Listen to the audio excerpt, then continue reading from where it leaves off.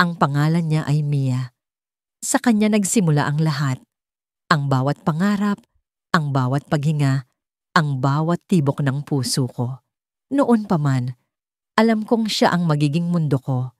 Sa bawat ngiti niya, tila isang bagong araw ang sumisikat sa buhay ko. Sa bawat pagtingin niya sa akin, nararamdaman ko ang init na parabang sumasabog ang araw sa dibdib ko. Ngunit sa kabila ng lahat ng ito, isang bagay ang hindi ko maipaliwanag. Bakit?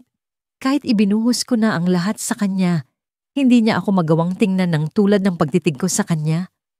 Ako si Gabriel. Simpleng tao lang ako. Walang magarang trabaho. Walang marangyang bahay. Pero sa puso ko, alam kong sapat na ako. Hindi naman ako ang tipo ng tao na magpapanggap o magpapaka-plastic. Hindi ko kayang magpanggap na mayaman o magpakita ng hindi totoo para lang sa isang babae. Pero kay Mia, ginawa ko ang lahat. Inilaan ko ang bawat oras, bawat araw, bawat buwan sa kanya. Sa tuwing nangangailangan siya ng tulong, nandyan ako. Sa tuwing may problema siya, ako ang una niyang tinatawagan. Sa tuwing umiiyak siya, ako ang una niyang sinasandalan. Naalala ko pa ang araw na sinabihan niya akong, "Ikaw talaga, Gab. Ang bait-bait mo. Buti na lang nandiyan ka palagi." Nakangiti siya noon habang hawak ang kamay ko. Para sa akin, sapat na yon. Sapat na ang marinig na kailangan niya ako. Hindi ko na hiniling ang higit pa, hindi ko na hiniling na mahalin niya ako. Pero sa kaloob-looban ko, umaasa akong darating ang araw na makikita niya ang halaga ko. Na makikita niya ako bilang higit pa sa kaibigan. Ang problema lang, si Mia ay parang isang bituin. Maganda, maliwanag, pero napakalayo. Kahit anong gawin ko, hindi ko siya maabot. At sa tuwing sinusubukan kong lumapit, tila may pader na pumipigil sa akin. Isa na doon si Andre. Ang lalaking hindi ko inaasahan na magiging karibal ko. Si Andre, kung tutuusin, ay kabaliktaran ko. May kotse siya, magaling magbihis, at tila likas na may magnet ang bawat kilos niya para sa mga babae. Hindi ko alam kung bakit siya napansin ni Mia. Wala naman siyang ginawa para sa kanya. Hindi siya ang nagbigay ng bulaklak noong kaarawan niya. Hindi siya ang tumawag sa kanya noong nag-away sila ng magulang niya. Hindi siya ang nagpakain sa kanya noong wala siyang pera para sa lunch. Ako ang gumawa ng lahat ng iyon. Ako ang nagbigay ng sarili ko ng walang kapalit. Pero siya ang pinili ni Mia. Naalala ko ang unang beses na nakita ko silang magkasama. Napansin ko ang pag-iiba ng tingin ni Mia. Yung ngiti niya, mas malalim, mas totoo, mas masaya. Hindi ko alam kung anong meron si Andre na wala ako. Pero sa bawat sandaling magkasama sila, mas lalong nararamdaman ko ang paglayo ni Mia sa akin. Parang unti-unti akong naglalaho sa mundo niya. Isang gabi, tinawagan niya ako. "Gab, pwede ba tayo mag-usap?" Tanong niya. May bahid ng lungkot sa boses niya. Agad akong tumugon. "Kahit ano, basta para kay Mia." Nagkita kami sa paborito naming lugar. Isang maliit na park na tahimik, malayo sa ingay ng lungsod. Nakatitig siya sa buwan habang ako, nakatutok ang mga mata sa kanya. "Gab," bakas ang pag-aalinlangan sa tono niya. Hindi ko alam kung paano ko sasabihin to, pero may isang bagay akong kailangang aminin. Napatingin ako sa kanya, pilit na binabasa ang bawat linya ng mukha niya. "Ano yon, Mia? Sabihin mo lang, ako lang naman to." Huminga siya ng malalim bago nagsalita. "May mahal na ako." Parang tumigil ang mundo ko. Hindi ko alam kung anong sasabihin. Hindi ko alam kung anong mararamdaman. Pilit kong nilabanan ang bigat ng nararamdaman ko. "Sino?" tanong ko, kahit alam ko na ang sagot. "Si Andre." Siyempre, si Andre. "Gab, alam kong masakit to para sa'yo, pero sana maintindihan mo. Mahal kita bilang kaibigan. Ikaw ang isa sa pinakamahalagang tao sa buhay ko. Pero si Andre, iba ang nararamdaman ko para sa kanya." Ngumiti ako. Pilit na ikinukubli ang sakit. "Ayos lang, Mia. Basta masaya ka. Masaya na rin ako. Pero hindi ayos lang. Hindi ako masaya. Hindi ko matanggap. Para akong nilamon ng lupa na iwang wasak. Walang kalaban-laban. Ginawa ko siyang mundo ko, pero ibang tao pala ang mundo niya. Lumipas ang mga araw. Pilit kong tinanggap ang katotohanan. Sinubukan kong ngang ngumiti, tumawa, magpanggap na masaya. Pero sa bawat pagkakataon na nakikita ko silang magkasama, ramdam ko ang pagguho ng lahat ng pinaghirapan ko. Tila binura ni Andre ang lahat ng alaala namin ni Mia, lahat ng sakripisyo ko, lahat ng pagmamahal ko. Hanggang sa isang gabi, nakita ko silang magkasama sa park. Hindi nila ako napansin. Nakatago ako sa lilim ng isang puno. Pinapanood sila mula sa malayo. Nakangiti si Mia habang hinahawakan ni Andre ang kamay niya. Sa sandaling iyon, may napansin ako. Isang bagay na hindi ko inaasahan. Nakatingin si Andre sa ibang direksyon. Sa likod ni Mia, may isang babae. Maganda, maputi, at tila may kung anong namamagitan sa kanila. Napansin kong ngumiti si Andre sa babaeng yon. Isang nangiti na hindi niya ibinigay kay Mia. Nakaramdam ako ng kakaibang kilabot. Sino siya? Bakit parang may sikreto si Andre? Bumalik ang tingin ko kina Mia at Andre. Pero sa pagkakataong ito, iba na ang pakiramdam ko. Iba na ang nararamdaman ko para kay Andre. Hindi ko alam kung ano. Pero parang may mali. Parang may dapat akong gawin.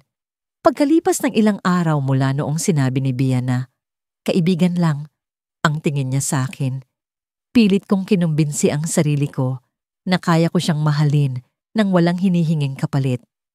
Sabi ko sa sarili ko, ito ang tunay na pagmamahal. Ang mahalin siya kahit hindi niya ako kayang mahalin pabalik. Pero habang tumatagal, parang may kung anong bagay na unti-unting kinakain ng loob ko. Ang bawat ngiti niya, bawat salitang binibitawan niya, bawat galaw ng mga mata niyang tila, lagi akong hinahanap. Lahat iyon, parang lason na unti-unting sumisira sa katinoan ko. Isang gabi, nagpasya akong sorpresahin siya. Alam kong mahirap niyang balansehin ang trabaho at pag-aaral, kaya naisip kong magluto ng paborito niyang adobo at dalhin iyon sa apartment niya. Bumili pa ako ng mga bulaklak sa daan. Sabi ng tindera, siguradong matutuwa ang nililigawan mo. Ngumiti lang ako, pero sa loob ko, alam kong hindi ito ligawan. Isa itong tahimik na sakripisyo. Pagkarating ko sa apartment niya, tahimik ang paligid. Kung hindi ko lang nakita ang ilaw mula sa bintana niya, iisipin kong walang tao. Kumatok ako, pero walang sumagot. Nagpasya akong hintayin siya sa may pintuan. Dumaan ang ilang minuto, hanggang sa narinig ko ang mga yapak ng paa mula sa loob. Nagmadali akong tumayo. Hawak ang pagkain at bulaklak. Nang bumukas ang pinto, sumalubong sa akin si Bea, pero hindi siya mag-isa. Nakita ko si Jacob, ang lalaking madalas niyang ikwento sa akin. Ang kaibigan daw niya sa opisina. May dala itong bote ng alak at pareho silang nakatawa. Tila nasa sariling mundo na hindi ko kailanman naging bahagi. Bigla akong natulala. Hindi ko alam kung paano ko ipapaliwanag kung bakit naroon ako. Pero bago pa man ako makapagsalita, napansin na ni Bea ang dala kong pagkain at bulaklak. Biglang nawala ang ngiti niya at pinalitan niyo ng isang titig na puno ng pagkailang. Bakit ka nandito? Tanong niya, halos pabulong. Hindi ko alam kung dahil ba sa hiya o sa pagkabigla. Pero ang mas masakit, hindi niya ako pinapasok. Nakaharang pa rin si Jacob sa pintuan. Tumitingin sa akin na parang ako ang intruder sa eksenang yon. Nagluto ako para sa'yo. Sagot ko. Pilit na pinapanatili ang ngiti sa labi ko kahit parang may nakabara sa lalamunan ko. Alam kong pagod ka, kaya naisip kong sorpresahin ka. Tumahimik siya at sa sandaling iyon, naramdaman kong parang may kung anong pader ang bumalot sa pagitan namin. Ang dating bukas na pintuan ng pagkakaibigan namin ay biglaang sumara. Napatingin si Jacob kay Bea at masakit na makita ang ekspresyon sa mukha niya. Parang nagtatanong kung sino ako at bakit ako naroon. Hindi ako sumagot sa mga tanong na nasa mga mata nila, pero naramdaman kong kailangan kong umalis. Pasensya na. Mukhang mali ang timing ko. Sabi ko habang iniaabot ang pagkain at bulaklak. Pero hindi niya iyon kinuha. Sa halip, tumingin siya sa akin at ang tingin na yon ang tila nagbigay ng huling dagok sa puso ko. Salamat, pero wag mo na sanang gawin ito ulit, sabi niya. Malumanay pero matalim ang bawat salitang kumakawala mula sa bibig niya. Hindi ko alam kung anong mas masakit. Ang hindi niya pagtanggap sa ginawa ko o ang presensya ni Jacob na tila nagsasabing siya ang dahilan kung bakit hindi ako kailanman magiging sapat. Naglakad ako palayo. Bitbit pa rin ang pagkain at bulaklak na para sana sa kanya. Ang bawat hakbang ko ay parang mabigat. Parang bawat galaw ko ay hinahatak pababa ng lahat ng emosyon na pilit kong ikinukubli. Hindi ko na alam kung paano ako nakarating sa bahay. Ang alam ko lang, nang dumating ako, naupo ako sa sahig, nakatingin sa mga bulaklak na unti-unting nalalanta habang bumibigat ang pakiramdam ko. Ginawa ko siyang mundo ko. Bulong ko sa sarili ko, paulit-ulit, hanggang sa parang wala ng kahulugan ng mga salitang yon. Siya ang sinasamba ko, ang iniisip ko tuwing umaga, ang dahilan kung bakit pilit kong ginagawang mas mabuti ang sarili ko. Pero kahit lahat ng yon, hindi pa rin yon sapat. Kinabukasan, sinubukan kong bumangon at magpatuloy. Pinilit kong maging masaya para sa kanya, kahit alam kong ang bawat ngiti niya ay para sa iba. Hanggang sa isang araw, nakita ko sa social media ang isang larawan nilang dalawa. Magkahawak kamay sa isang beach. Si Bea, nakangiti nang hindi ko pa kailanman nakita. Si Jacob, kitang-kita ang pagmamahal sa mga mata. Hindi ko na kayang magpanggap. Hindi ko na kayang lokohin ang sarili ko na kaya kong maghintay o kaya kong maging masaya sa pagiging kaibigan lang. Kaya nagpasya akong iwasan siya. Hindi ko siya kinausap. Hindi ko tinugon ang mga mensahe niya. Hindi ko sinagot ang tawag niya noong minsang tumawag siya. Kahit ramdam ko ang pag-aalala sa boses niya sa voicemail. Pero sa kabila ng lahat ng iyon, hindi pa rin siya nawala sa isipan ko. Isang gabi, nagising ako sa tunog ng telepono. Hindi ko alam kung bakit, pero sinagot ko yon. Hindi si Bea ang nasa kabilang linya, kundi si Jacob. Pare, kailangan mo siyang puntahan, sabi niya. Mabilis ang pagsasalita, puno ng tensyon. Nasa ospital si Bea, na aksidente siya, ikaw ang hinahanap niya. Sa kabila ng lahat ng sakit, pilit kong tinanggap ang katotohanan. Siya ang mundo ko, pero hindi ako ang mundo niya. Nagpatuloy ang mga araw. Gabi-gabi akong lumuluhod sa harap ng altar, sa kwarto ko. Nagdarasal na sana isang araw magising siya at makita ako, ang taong handang ibigay ang lahat. Kahit ang puso kong durog na durog, pero parang sinasampal ako ng realidad tuwing nakikita ko silang magkasama. Tuwing magkausap kami, siya pa rin ang dating babae na nagbigay liwanag sa madilim kong buhay. Pero sa tuwing tumatawa siya, iba na ang direksyon ng kanyang tingin. Hindi na ako ang dahilan ng nangiti niya. Isang gabi, habang naglalakad ako pauwi mula sa trabaho, bigla kong nakita silang dalawa sa isang maliit na kainan sa gilid ng kalsada. Hindi ko alam kung ano ang naramdaman ko. Parang sinuntok ang sikmura ko. Pero at the same time, may kung anong puwersa ang nagtulak sa akin para manatili at panoorin sila. Magkaharap sila, magkausap, magkahawak kamay. Hindi ko naririnig ang sinasabi nila, pero sapat na ang ekspresyon sa mukha niya para malaman kung gaano siya kasaya. Hindi ko magawang kumilos, parang naipit ang mga paa ko sa lupa. Ang babaeng pinangarap kong mahawakan at mahalin magpakailanman ay nasa harap ko. Pero hindi ako ang kasama niya. Naramdaman kong unti-unting tumataas ang init sa dibdib ko. Hindi ko alam kung galit, selos o sakit ang nararamdaman ko. Ang alam ko lang, hindi ko na kayang magpanggap na okay lang ang lahat.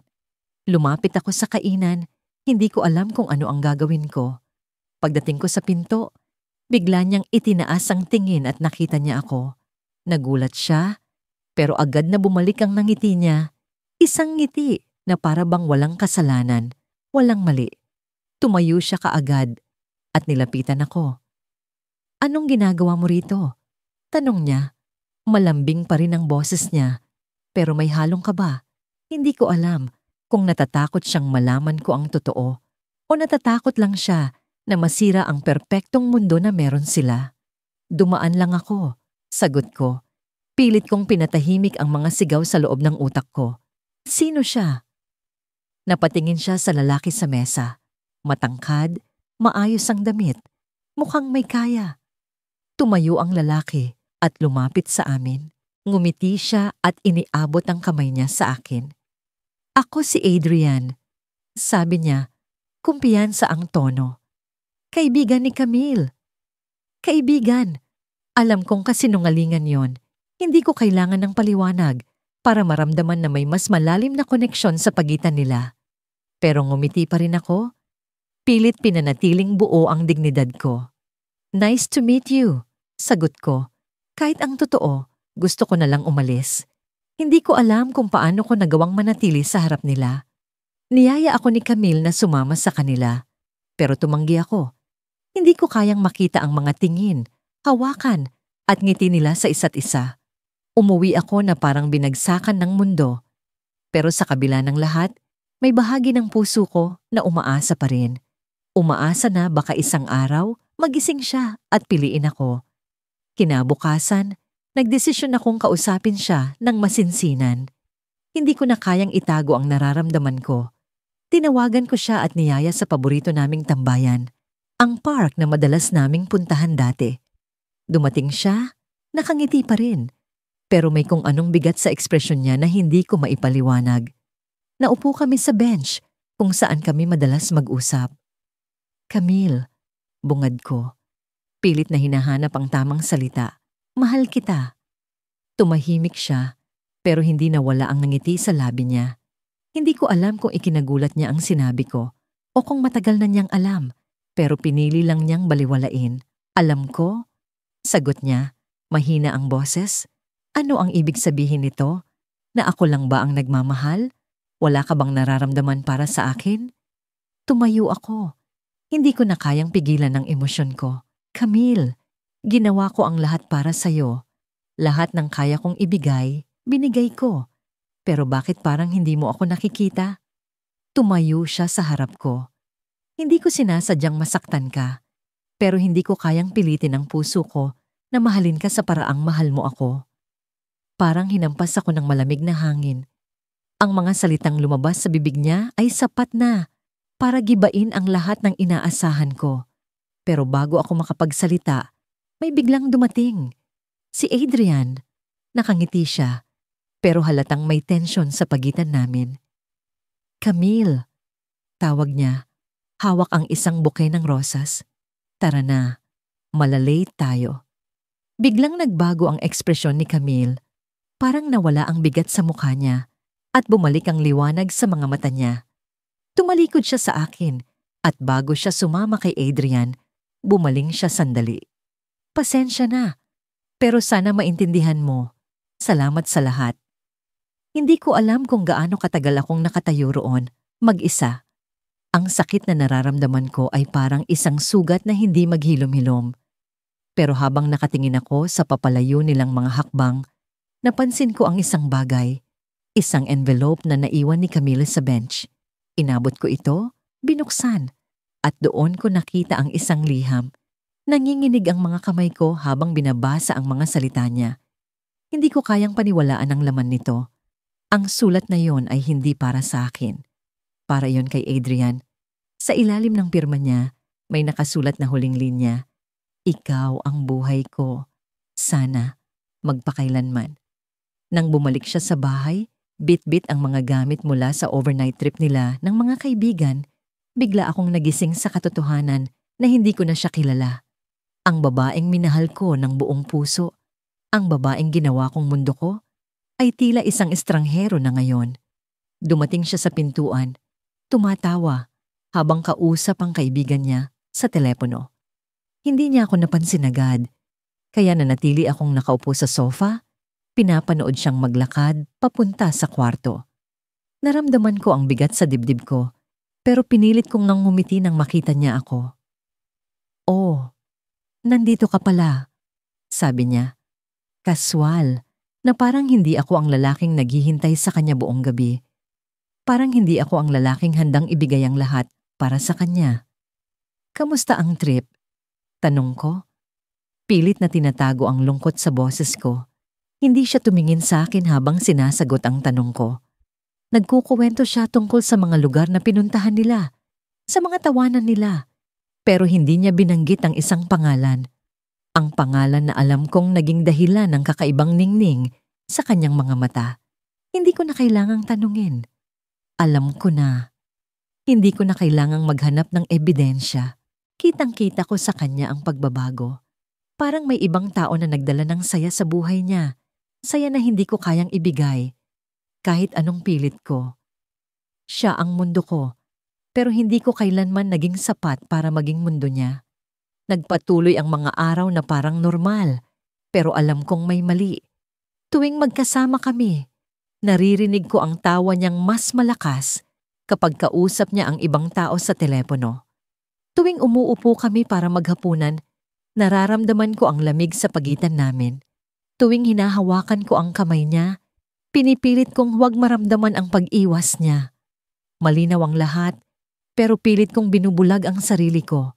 Ayaw kong tanggapin na may iba na siyang mahal. Isang gabi, habang nasa kwarto siya, nagdesisyon akong tingnan ang cellphone niya. Hindi ito ang unang beses na pumasok sa isip ko ang ideyang ito. Pero palagi ko itong nilalabanan. Ayaw kong maging ganitong klasing tao. Ang taong naniniktik, naghahanap ng sagot sa maling paraan. Pero hindi ko na kaya. Kailangan kong malaman ang totoo. Nang buksan ko ang cellphone niya, nakita ko agad ang pangalan niya. Ang pangalan ng lalaking alam kong dahilan ng lahat. Ang dami nilang mensahe. Hindi ko na binasa ang iba. Sapat na ang makita kong may mga litrato silang magkasama, mga litrato na puno ng ngiti, mga litrato na wala ako. Sapat na ang makita kong may video call sila, halos gabi-gabi. Sapat na ang makita kong may mga pangakong binitiwan siya sa taong yon. Mga pangako na hindi niya kailanman sinabi sa akin. Napaupo ako sa sahig. Hawak pa rin ang cellphone niya. Ang puso ko parang binagsak sa sahig at tinapakan pa ulit. Ang mundo ko, ang mundong ginawa ko para sa kanya, ay biglang nawasak sa harapan ko. Hindi ko alam kung paano ako babangon mula sa ganitong klaseng sakit. Pero sa gitna ng lahat ng ito, may isang tanong na hindi ko kayang isantabi. Bakit hindi niya sinabi sa akin? Bakit hindi niya ako pinalaya? Kinabukasan, hindi ko na siya pinigilan nang sabihin niyang may pupuntahan silang magkakaibigan. Pinilit kong ang ngumiti habang nagbibihis siya, habang inaayos niya ang buhok niya, habang pinipili niya ang pabango na alam kong gustong-gusto ng lalaking iyon. Hindi niya napansin ang lungkot sa mga mata ko, o baka pinili lang niyang huwag pansinin. Pagkaalis niya, naupo ako sa sofa, iniisip ang lahat ng nangyari. Hindi ko alam kung ano ang gagawin ko. Mahal ko siya, mahal na mahal, pero paano ko pa ipaglalaban ng isang taong hindi na ako pinipili? Maghahating gabi na nang bumalik siya. Nagulat siya nang makita akong gising pa. Bakit hindi ka pa natutulog? Tanong niya, pero iniwasan niyang tumingin sa akin. Parang alam niyang may gusto akong sabihin. May tanong ako. Sabi ko, diretso? Tumingin siya sa akin. Pero hindi siya sumagot. Napansin ko ang kaba sa mukha niya. Ang iling ng mga daliri niyang nakapatong sa mesa. May mahal ka bang iba? Tanong ko. Walang paligoy-ligoy. Hindi ko na kayang magpanggap. Hindi ko na kayang maghintay. Gusto kong marinig ang sagot mula sa kanya mismo. Kahit masakit. Biglang tumahimik ang paligid. Narinig ko ang paghinga niya. Mabigat. Parang may gustong sabihin. Pero hindi niya kayang ilabas. Akala ko, magagalit siya, magtatanggi, magbibigay ng paliwanag. Pero ang sumunod niyang ginawa, hindi ko inaasahan. Tumayo siya, kinuha ang cellphone niya, at iniabot sa akin. Alam mo na ang sagot. Sabi niya, mahina pero malinaw. Hindi siya umiyak, hindi siya nagmakaawa. Parang matagal na niyang tinanggap ang katotohanan na ito, habang ako, Ngayon ko palang ito lubusang nararamdaman. At doon, sa gitna ng gabing yon, nagbukas ang pintuan ng kwarto. Sa likod niya, sa madilim na hallway, may isang anino na nagpakita. Hindi ko inaasahan na may ibang tao pala sa bahay. Napatingin siya sa akin at ang sakit na nararamdaman ko ay biglang napalitan ng matinding galit. Siya ba? Tanong ko. Hindi ko na napigilan ang sarili ko. Tumayo ako, ngunit hindi siya sumagot. Ang lalaking nasa likod niya lumapit at tumingin sa akin. Diretso, walang takot. Sa isang iglap, alam ko na ang sagot. Ang mundo ko, ang babaeng minahal ko, ay nasa harapan ko. Pero hindi na ako ang nasa harapan niya.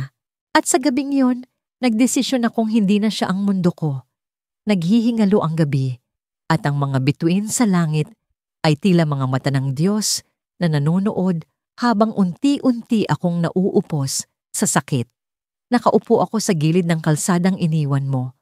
Ang tahimik na daan kung saan nagpaalam ka sa akin. Walang luha, walang pag-aalinlangan, at walang kahit anong bahid ng pagmamahal. Sa bawat patak ng ulan, tila binubulong ng hangin ang mga salitang binitiwan mo. Hindi ikaw ang mahal ko. Paano mo nagawa yon? Paano mo ako binaliwala matapos ang lahat? Ako na nagbigay ng lahat. Oras, pangarap, pati na rin ang sarili kong kalayaan. Ginawa kitang sentro ng mundo ko. Ang araw na nagpapaliwanag sa madilim kong mga araw. Ang bawat paghinga ko, ang bawat tibok ng puso ko, ikaw ang dahilan. Pero ikaw, napakadali mong pinili ang iba, na para bang ako'y isa lamang pahina sa libro ng buhay mo na nilaktawan mo nang walang kahit anong pagbasa. Lumipas ang mga araw, pero ang sakit ay hindi kumukupas. Ang bawat sulok ng bahay ay may alaala mo. Ang tasa na iniinom mo tuwing umaga, ang kurtinang pinili nating magkasama, ang unan kung saan mo minsang ipinagkatiwala ang pagod mo. Saan man ako tumingin, naroon ka, nakatawa, masaya, parang walang bahid ng pagsisisi sa ginawa mo sa akin. At ako? Ako ang naiwan dito. Nagdurusa, tinatanong ang sarili kung saan ako nagkulang. Pero kagabi, may kakaibang nangyari. Sa unang pagkakataon, nakatulog ako nang hindi ka iniisip. Pagmulat ko ng mata kaninang umaga, may bahagyang liwanag sa puso ko. Hindi ko alam kung bakit, pero parang may bumubulong sa akin na tapos na ang lahat, na kailangan ko nang bumangon, na kailangan ko nang magpatuloy.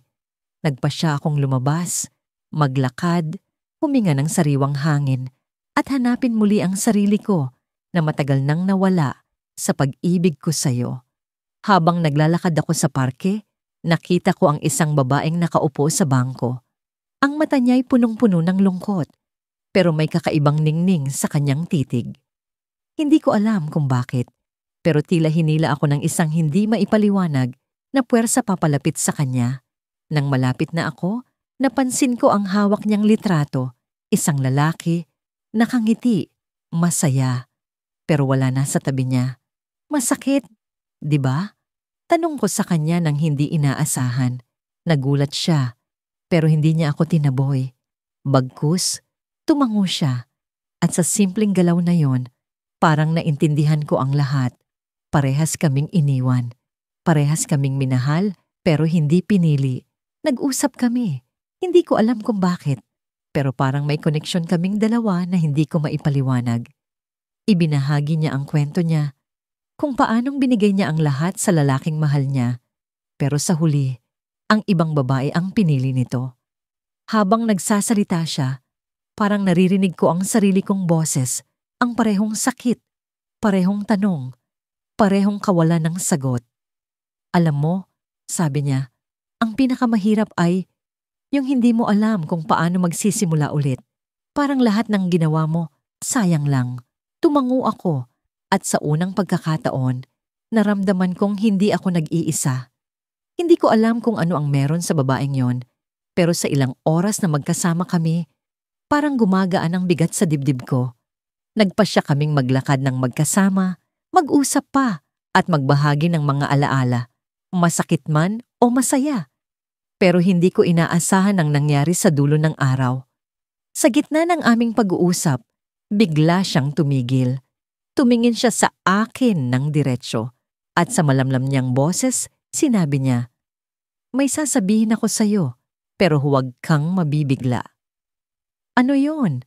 Tanong ko, kinakabahan pero hindi nagpapahalata.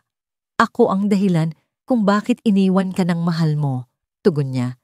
Nanigas ako sa kinatatayuan ko, tila bumagal ang oras at ang hangin sa paligid namin ay biglang naging mabigat. Hindi ko alam kung paano magre-react, kung ano ang sasabihin, kung paano ko dapat maramdaman ang revelasyong iyon. Ang babaeng nasa harapan ko, ang babaeng akala ko'y nagdurusa tulad ko, siya pala ang naging dahilan ng pagkawasak ng mundo ko. "Bakit?" Tanong ko. Halos pabulong, pero puno ng galit at sakit. "Hindi ko sinasadya," sagot niya, umiiyak. "Minahal ko siya, pero alam kong mahal ka niya. Hindi ko rin alam kung bakit niya ako pinili. Gusto kong humingi ng tawad, pero alam kong hindi sapat ang kahit anong salita. Sa sandaling yon, lahat ng sakit, galit at pagtataka ay parang sabay-sabay na sumabog sa loob ko. Pero sa kabila ng lahat, naramdaman ko ang isang bagay na hindi ko inaasahan. Isang bahagi ng sarili ko ang nagsabi na tapusin na ang cycle ng paghihiganti, na hayaan ko na lang ang lahat. Hindi ko alam kung kaya ko, pero alam kong kailangan kong magpasya. Sa harapan ko ay ang babaeng naging bahagi ng trahedya ko, pero siya rin ang nagbigay ng liwanag sa madilim kong mundo. Wala akong nasabi. Nakatitig lang ako sa kanya habang unti-unting bumabagsak ang ulan. Sa likod ng kanyang mga luha, nakita ko ang tunay na pagsisisi. Pero ang tanong sa isip ko, kaya ko bang patawarin siya? Sa araw na yon, parang may kakaibang bigat sa hangin. Hindi ko alam kung dahil ba sa ulan na panakanakang bumabagsak o dahil sa nararamdamang galit na unti-unting umiipon sa dibdib ko. Sinabi niyang magkikita kami sa paborito naming kainan, isang maliit na restoran sa gilid ng bayan na palaging tahimik, perpekto para sa mga pag-uusap na malalalim. Pero ngayong araw, hindi na tungkol sa pagmamahal ang usapan namin.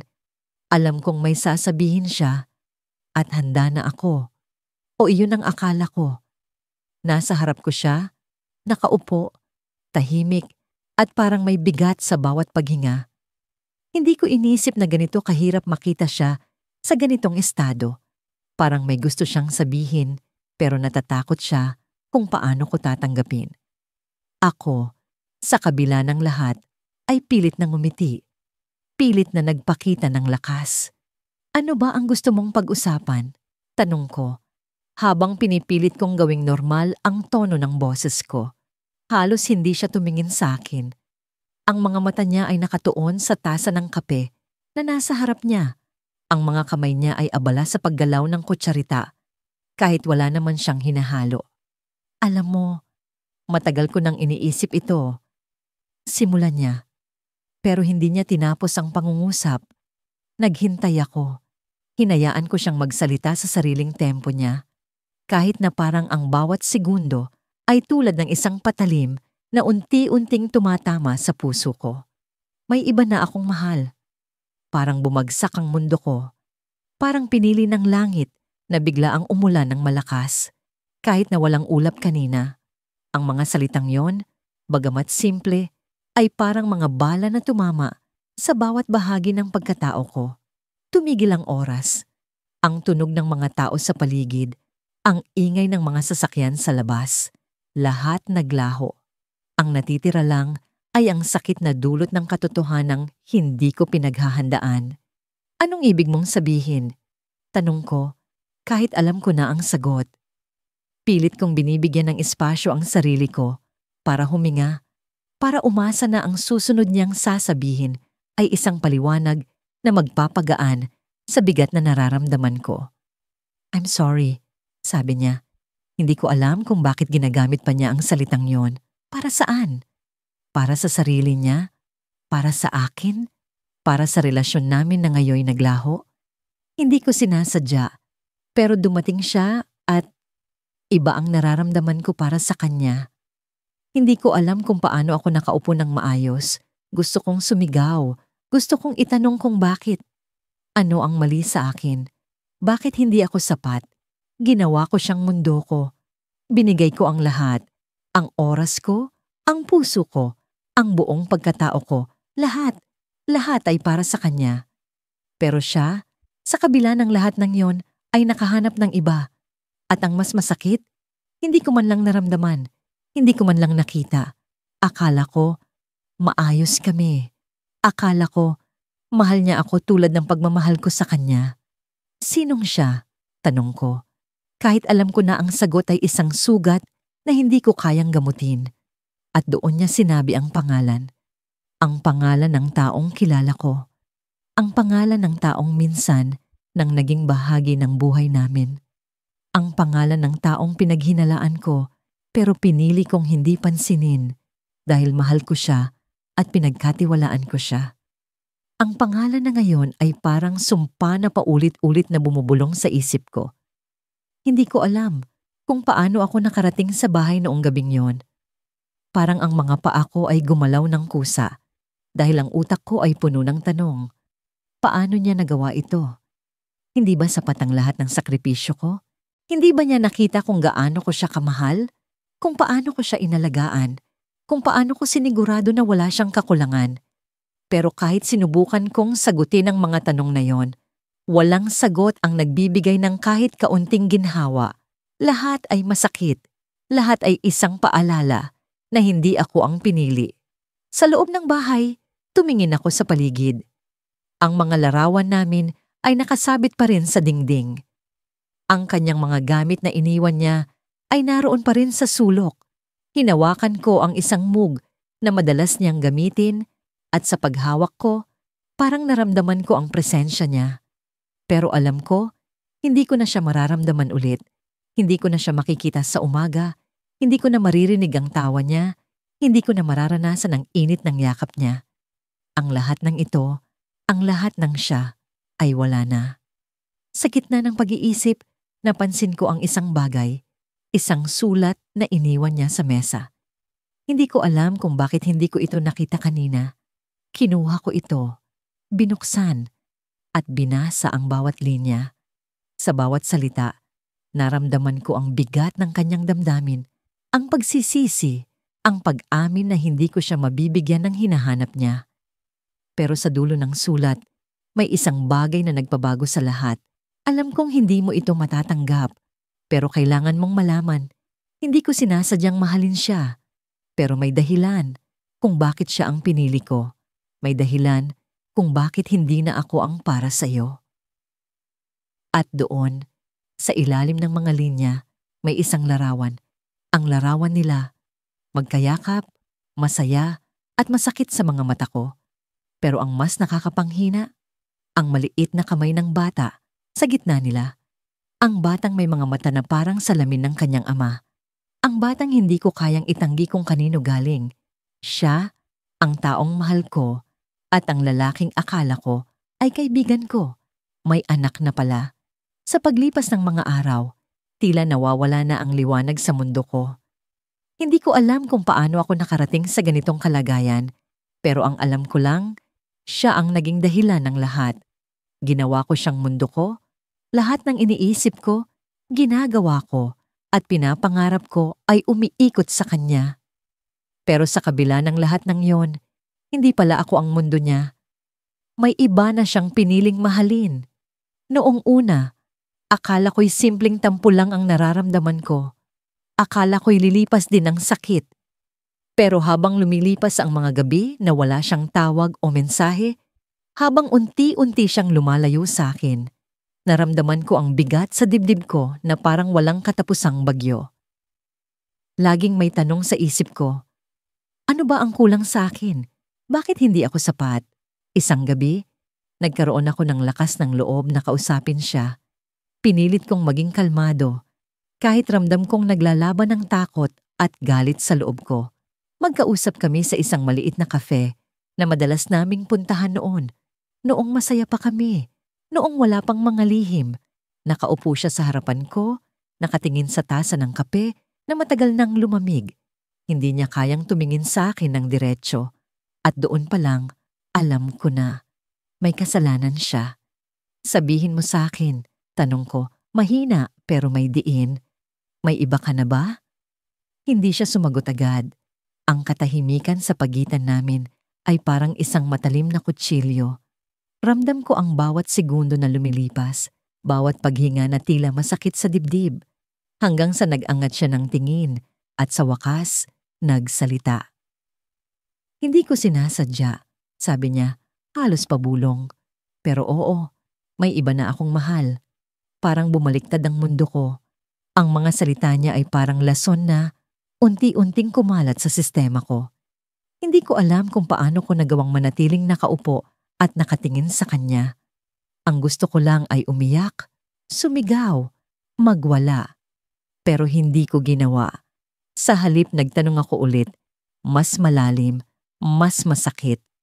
Gaano katagal na? Tanong ko. Pilit pinipigilan ang panginginig ng boses ko. Buwan na rin, sagot niya.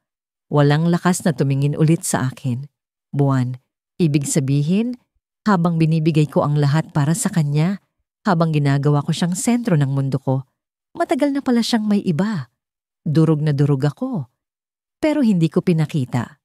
Tumayo ako mula sa upuan, kinuha ang jacket ko at naglakad papunta sa pintuan ng kafe. Hindi ko alam kung bakit, pero tumigil ako sa harapan ng pinto at nilingon siya. Isa lang ang nasabi ko bago ako tuluyang umalis. Sana masaya ka sa pinili mo. Hindi ko alam kung anong reaksyon niya sa sinabi ko. Hindi ko rin alam kung umiyak siya o nasasaktan. Ang alam ko lang, ako ang talo. Ako ang iniwan. At siya? Siya ang nagkaroon ng lakas ng loob na magmahal ng iba, kahit na alam niyang hindi ko kayang mawala siya. Sa mga sumunod na araw, sinubukan kong itapon ang lahat ng alaala namin. Ang mga larawan, ang mga regalo, kahit ang mga mensahe niya sa telepono. Lahat ng yun ay tinanggal ko, pero hindi ko magawang itapon ang nararamdaman ko. Kahit anong gawin ko, siya pa rin ang laman ng isip ko. Tila nakatatak ang pangalan niya sa bawat bahagi ng pagkatao ko. Isang gabi, habang nakatingin ako sa kisame ng kwarto, bigla kong naisipang tingnan ang social media niya. Alam kong hindi tama, pero hindi ko mapigilan ang sarili ko. Gusto kong malaman kung ano na ang nangyayari sa buhay niya, kung masaya ba siya sa piling ng iba.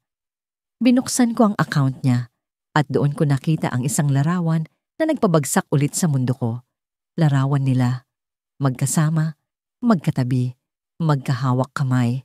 Sa caption, ang lahat ng ito ay para sa'yo. Sa wakas, nahanap ko na ang tunay na kaligayahan. Tunay na kaligayahan. Hindi ako ang kaligayahan niya. Hindi ako ang para sa kanya.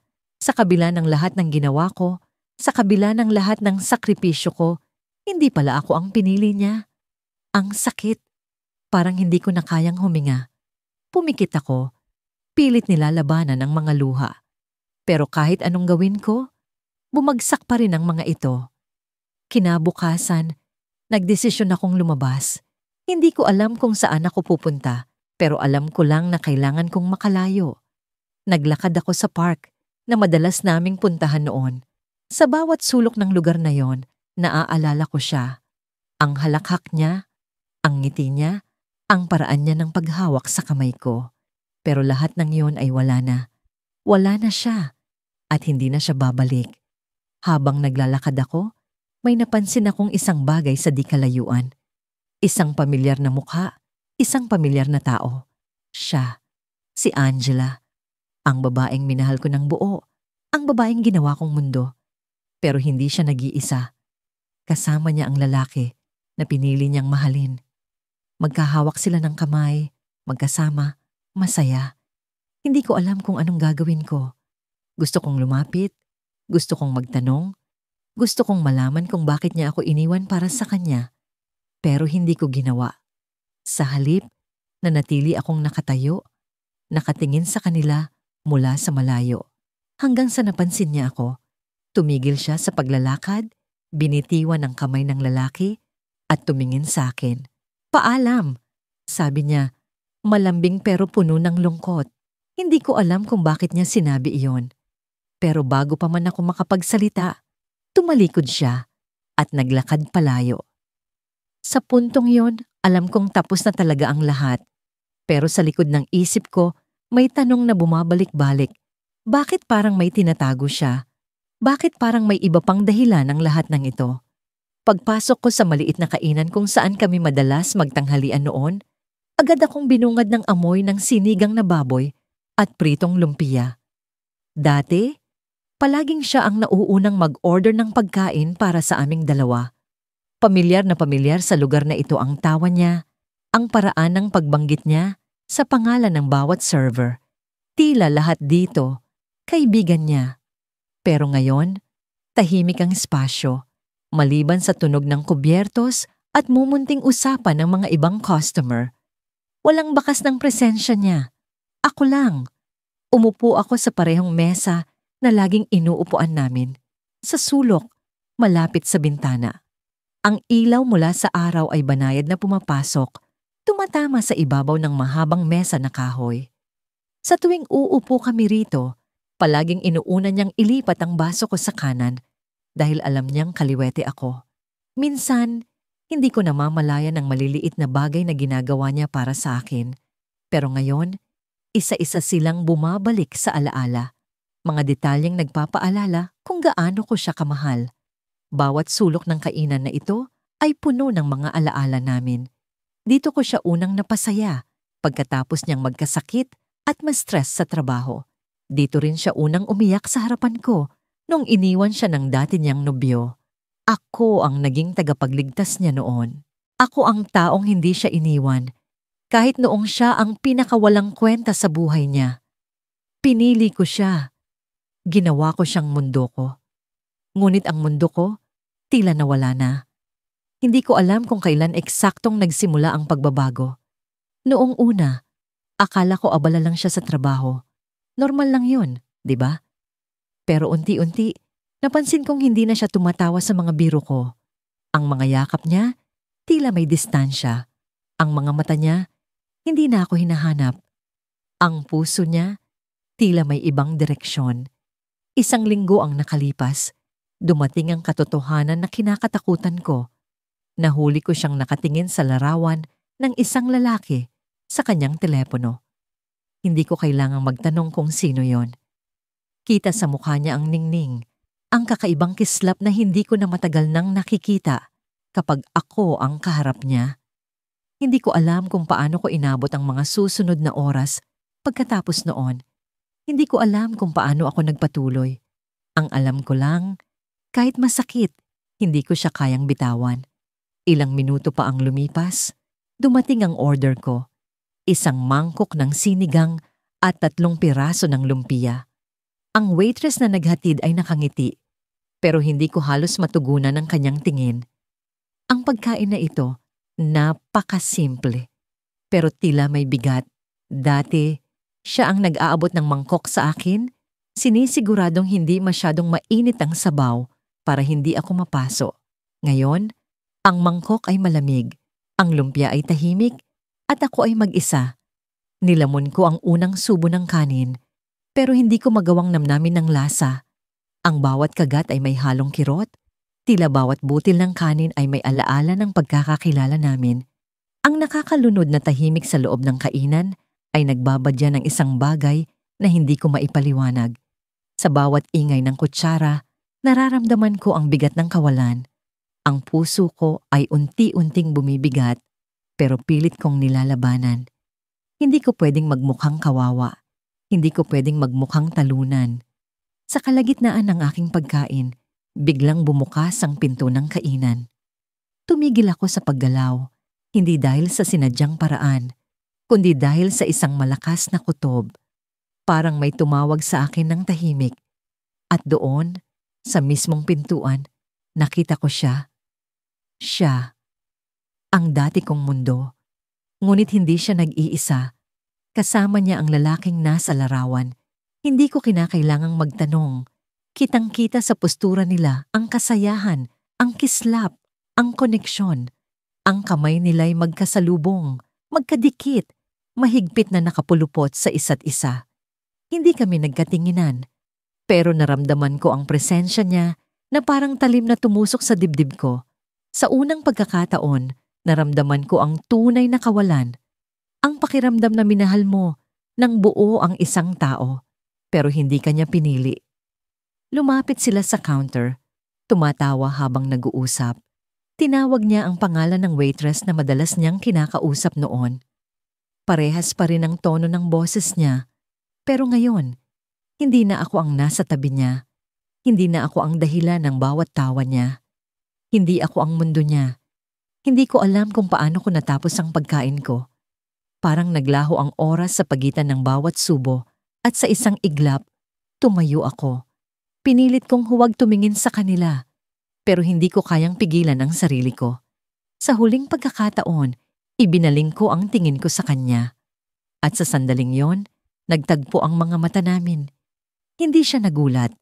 Hindi rin siya ngumiti. Wala akong nabasa sa mukha niya maliban sa lamig. Isang lamig na hindi ko pa naramdaman mula sa kanya. Tila ba, ako na lamang ang nakakaalala sa lahat ng nangyari sa amin. Sa kanya, ako ay isang estranghero. Bago pa ako tuluyang makalabas, narinig ko ang tawanan nila sa likod ko. Ang tunog na yon, isang palaso na tumama sa likod ng puso ko. Dumiretso ako sa labas, sa ilalim ng araw, ngunit parang bumagsak sa akin ang gabi. Nais kong sumigaw, magtanong, magsumbat. Pero ano ang maririnig ko mula sa kanya? Wala.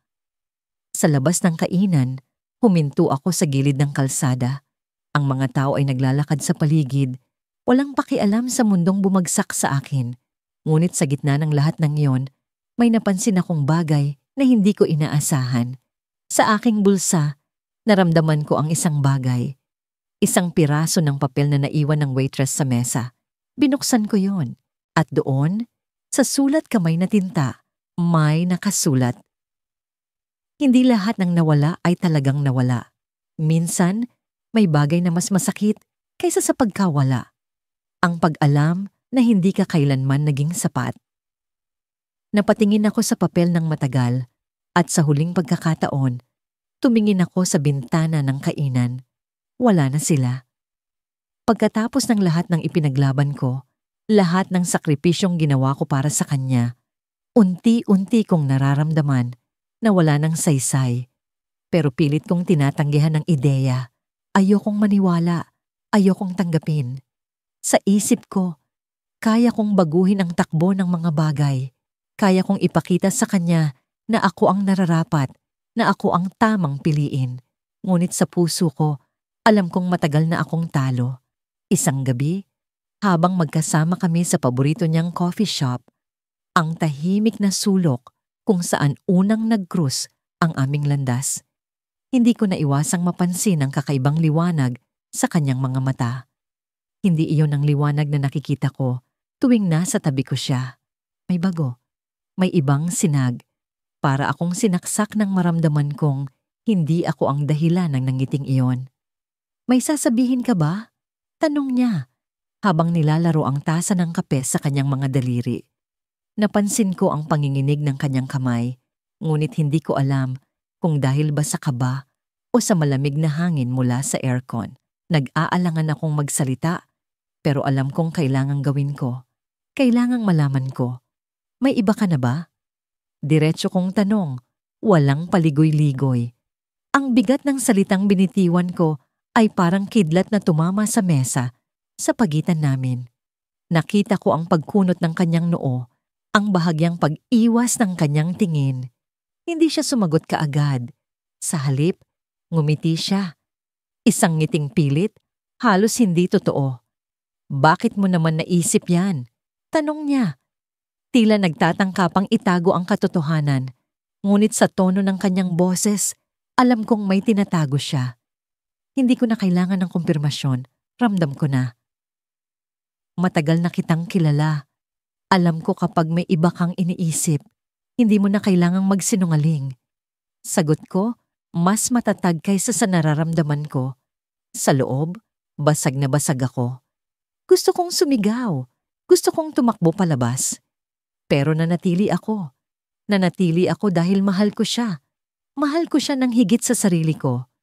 Huminga siya ng malalim at sa wakas, binitiwan niya ang mga salitang matagal ko nang kinatatakutan. Oo, mahina niyang sagot, halos pabulong. May iba na, pero hindi ko sinadya, hindi ko ginusto. Hindi mo ginusto? Ulit ko, nilalabanan ng panginginig ng boses ko. Anong ibig mong sabihin? Paano nangyari yan? Ako ba ang may mali? Hindi ba sapat ang lahat ng ginawa ko para sa'yo? Hindi siya sumagot. Sa halip tumingin siya sa akin. Ang mga mata niya punong-puno ng lungkot. Hindi ikaw ang may mali. Ikaw. Ikaw ang perpekto. Pero minsan, kahit perpekto ang isang tao, hindi ibig sabihin siya ang tamang tao para sa'yo. Ang sakit ng mga salitang iyon ay parang sampal sa mukha ko. Paano niya nasabi iyon? Paano niya nasabing hindi ako ang tamang tao para sa kanya, gayong buong buhay ko ay siya ang mundo ko? Siya ang dahilan ng bawat desisyon ko. Ang bawat galaw ko ay para sa kanya. Paano niya ako sisirain ng ganito? May mahal ka bang iba? Tanong ko ulit. Hindi pa rin makapaniwala. Hindi pa rin matanggap. Hindi ko alam kung bakit kailangan ko pang marinig ang sagot, pero parang may bahagi sa akin na umaasang magbabago ang sagot niya. Umaasang babawiin niya ang sinabi niya. Oo, sagot niya. Sa wakas ay diretsyo. Parang bumagsak ang buong mundo ko sa simpleng salitang yon. Oo, 3 titik. Ngunit ang bigat nito ay parang 100,000 bato na nakapatong sa dibdib ko. Siya ba ang dahilan kung bakit hindi mo na ako pinili? Tanong ko. Ang mga mata ko punong-puno ng luha. Hindi ko na kayang pigilan. Hindi ko na kayang magpanggap na kaya ko pa. Hindi ganun kadali. Sagot niya, pilit na pinapaliwanag. Hindi ko siya sinadyang mahalin. Nangyari lang. Pero hindi ko gustong masaktan ka. Hindi ko gustong masaktan ka. Pero sinaktan mo pa rin ako. Sagot ko, ang boses ko punong-puno ng kirot. Sinaktan mo ako ng higit pa sa kaya kong tanggapin. Ginawa kitang mundo ko. Pero ikaw, may iba ka ng mundo. Tumayo ako, hindi na kayang manatili sa lugar na yon. Hindi ko alam kung saan ako pupunta, pero kailangan kong umalis. Kailangan kong lumayo. Pero bago ako tuluyang makalayo, narinig ko ang huling mga salitang binitiwan niya. Mga salitang hindi ko inaasahang maririnig. Buntis siya, sabi niya. Halos hindi ko narinig dahil sa bigat ng hangin sa paligid namin. Napahinto ako. Napatigil ang lahat. Ang oras, ang kilos ng mga tao, ang tibok ng puso ko. Lahat ay tumigil. Buntis siya. Nilingon ko siya at nakita ko ang sakit sa kanyang mga mata. Pero ano ang magagawa niya? Ano ang magagawa ko? Ang babaeng mahal ko, ang babaeng ginawang mundo ko, ay may ibang mundo na. At ang mundong iyon ay hindi ko kailanman magiging parte.